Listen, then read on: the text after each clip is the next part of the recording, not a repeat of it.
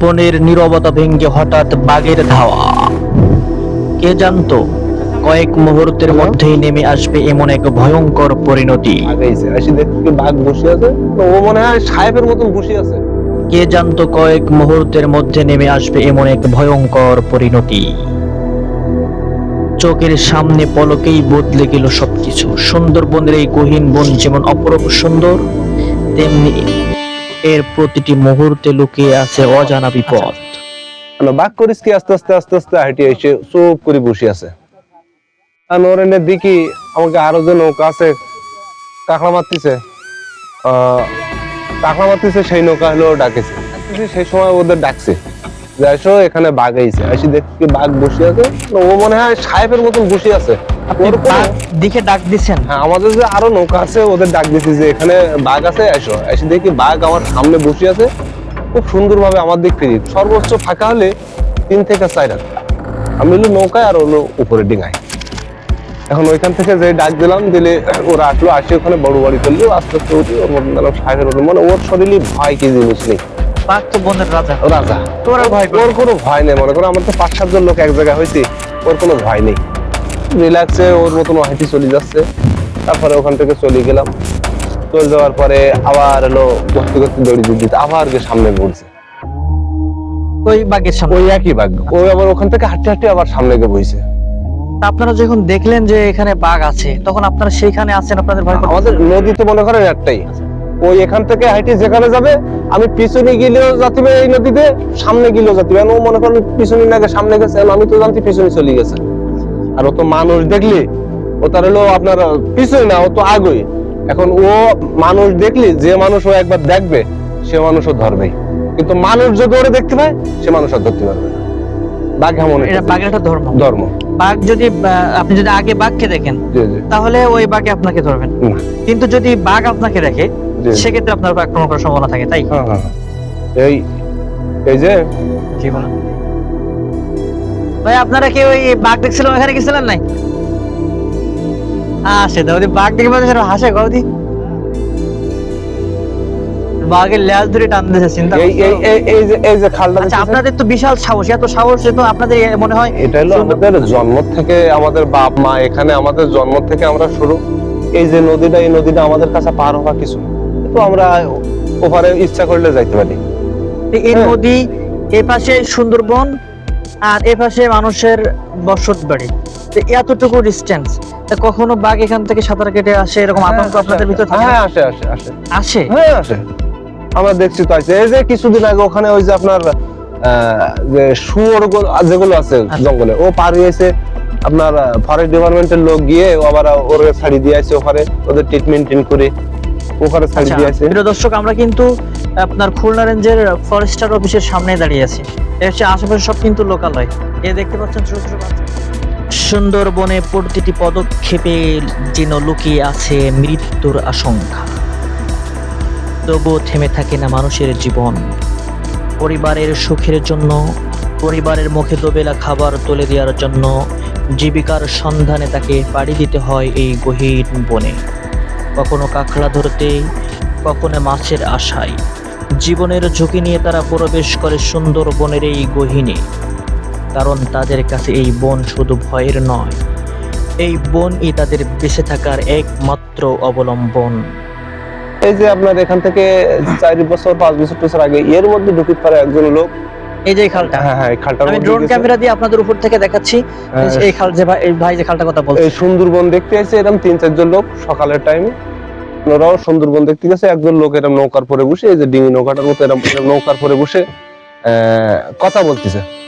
বলতে বলতে উনি কাছে যে পরিচিত চাই, তোরা যা আমরা আসতেছি। কি ওখানে উঠছে, ওঠার পরে দেরি, কিন্তু বাঘে ধরতে দেরি নেই। তারপর বাঘে ধরে ওনার নিয়ে গেছে। আরেকজন পাশে আছে, ও তো চিল্লু পাল্লা করতেছে। ওরা সময় ওরা মানে পাঁচ নৌকাচ্ছে না, ও ওখানে দাঁড়িয়ে চিল্লু পাল্লা করতেছে। করলে একটা নৌকা আছে, ওই নৌকা হলো ডাক দিয়েছে, দেন এখানে নিয়ে আইছে বাজারে। মানে ওই লোকটাকে নিয়ে বাজারে চলে এসেছে। আসার পরে ছাড়াইলেন কিভাবে? ওই লোকটা এখান থেকে আসার পরে, এখান থেকে লোক গেছে মোটে না হলেও 100-র মতো। আচ্ছা, 100-র মতো লোক যাওয়ার পরে সর্বোচ্চ 20 মিনিটের খোলে 100 জন লোক এবার থেকে ওভার চলে গেছে। মানে যে জানতে শুনছে খালি আইছে, নৌকা নেছে, চলে গেছে। যাওয়ার পরে ওর ওই বাঘ তো ওরে নিয়ে হাঁটতেছে 20 মিনিটের মধ্যে এমন ভাবে এই গোলা কাটছে যেন কেউ ছুরি দিয়ে কাটছে, যাচ্ছে মাথা এক জায়গায় আর ঢটটা এক জায়গায়। তার মানে সে মারা গেছিল। আচ্ছা, মাথা এক জায়গায় আর ঢড় এক জায়গায়, তাহলে মারা যায়নি তো কিছু আছে। এবার একজন মাথাটা গামছার মধ্যে পিছিয়ে রাখছে আর ঢটটা সবাই নিয়ে চলে আসে, নিয়ে আসার পরে চলে আসে 20 মিনিটের খোলে এত করে ফেলেছে। খাইতে পারিনি কোথাও, কিন্তু সময় পাইলেও খেয়ে ফেলাতো। শুধু এই না, ওই যে এটা বেন্দি জাল দেখাচ্ছ না, ওর হালকা একটু সামনে ওটা সকালে টাইম, ওই যে এই সাইডে যে কেওড়া গাছ দেখা যাচ্ছে, ওইরকম ওই দাঁড়িয়ে দাঁড়িয়ে ওই যে আপনার ওই পাতা ভাঙতেছে। হ্যাঁ না, মানুষ। আচ্ছা, এবার থেকে গিয়ে পাতা ভাঙতেছে, ওর জন্য সকালবেলা ভাত বাড়ি রাখছে, এসে খাবে। পাতা যখন ভাঙতেছে তখন হলো ওই বাঘ করিস কি আস্তে আস্তে আস্তে পিছন দিয়ে এসে তারে ধরছে, ধরে তারে নিয়ে ওই কত দূর। তখন আমাদের আইলা ছিল আপনার পাবনা কলজার বান্ধা ছিল, ওই লোকজন সব গেল, শয় লোক গেছে, অনেক দূরিতে ছাড়াই নিয়ে এসে। তো ওরা ওইরকম ওই আপনার মারি ফেলেছিল, কয়েক জায়গাতে খাই ফেলাইছে। খাওয়ার পরে ওকে আনিছে, বুঝছেন। আপনারা যে শুনেন যে বাঘে ধরছে, নিয়ে গেছে, লাশ দেখেন চোখের সামনে, এরপরেও আপনাদের ভয় লাগে না? না, ওইটা কিছুদিন মনে করেন, একদিন 2 দিন ওইটা একটু মনে পড়ে যে ওরে বাঘে ধরছিল এই সেদিকে। তারপরে আর আমাদের হলো আর ওইটা ভয় নেই। এই যে খালের মধ্যে আপনার পাশ দিলে মনে করেন আমরা একা একা একটা নৌকা নিয়ে পাশ করে চলে যাব, হয়তো মাছ ধরবো, না হলে কাঁকড়া ধরবো, হ্যাঁ, এরামের মধ্যেই চলে যাব। জীবিকার সন্ধানে বের হওয়া মানুষটির সামনে মৃত্যু এসে দাঁড়ায়। তারা কখনোই জানতো না যে এই জীবিকার অন্বেষণের জন্য আমরা ঘর থেকে বের হয়ে যাচ্ছি, আবার সেই ঘরে সন্ধ্যা আসতেই লাশ হয়ে ফিরে আসে। এটাই মানুষের জীবন, এটাই সুন্দরবনের পাশে বসবাসরত মানুষের জীবন। এটাই মানুষের দুঃখ, এটাই মানুষের কষ্ট। আমরা আপনাদের মাঝে সেই সুন্দরবনের মানুষের দুঃখ দুর্দশা আপনাদের মাঝে আমরা তুলে ধরার চেষ্টা করেছি মাত্র। ভিডিওটি ভালো লাগলে অবশ্যই লাইক, কমেন্ট, শেয়ার করতে ভুলবেন না। সাবস্ক্রাইব করে আমাদের পাশে থাকার জন্য অনুরোধ রইল। মেহেরবানি করে সম্পূর্ণ ভিডিওটি দেখার জন্য অনুরোধ রইল।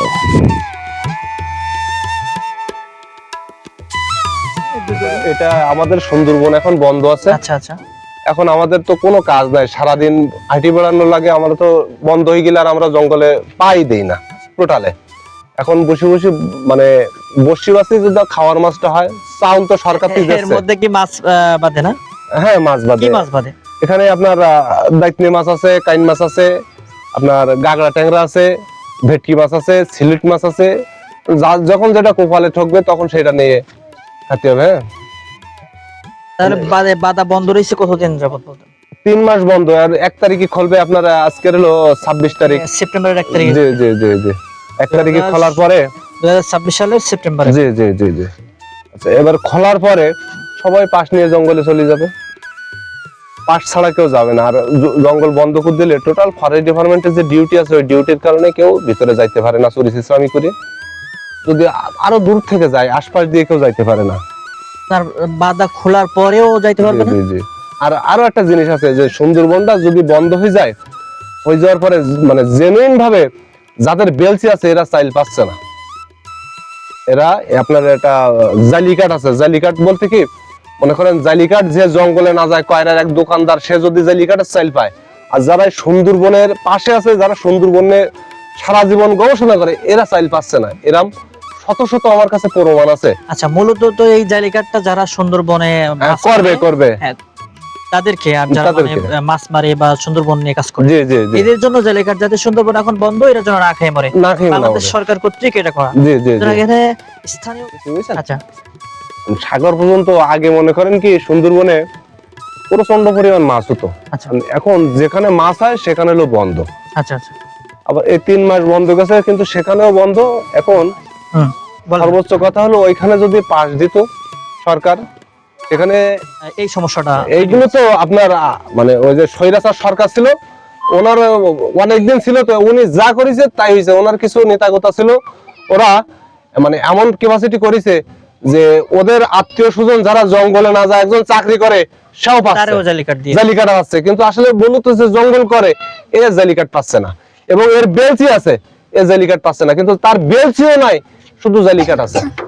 তার জঙ্গলের প্রতি কোনো জীবনে কেউ চেহারাই দেখি জঙ্গলে কখনো যায়নি, অথচ জঙ্গলে কি গাছ আছে সে যদি তাও বলতে পারে যে এই গাছ আছে, আমি বলতেছি আমার চাউল দাও, তাও তার চাইল দেওয়া হবে। প্রিয় দর্শক শ্রোতা, আপনারা যারা আমাদের ভিডিওটা দেখতেছেন অবশ্যই প্রশাসনের লোকও দেখবেন। আশা করি অনেকেই কাছে এটা যাচ্ছে, হাজারো মানুষ আমাদের শ্রোতা আছেন, দেখতে পাচ্ছেন আমাদের এই ভাইটার অভিযোগ যেটা আপনারা, হ্যাঁ এই শুধু এই ভাইয়ের অভিযোগ নয়, আমরা আরো অনেকের সাক্ষাৎকারে শুনেছি। আশা করি যারা এই ডিপার্টমেন্টে কাজ করেন তারা অবশ্যই এই বিষয়টা সততা যাচাই করবেন ইনশাআল্লাহ। পরবর্তী ভিডিও আসার আগ পর্যন্ত সকলে ভালো থাকবেন, সুস্থ থাকবেন। আসসালামু আলাইকুম।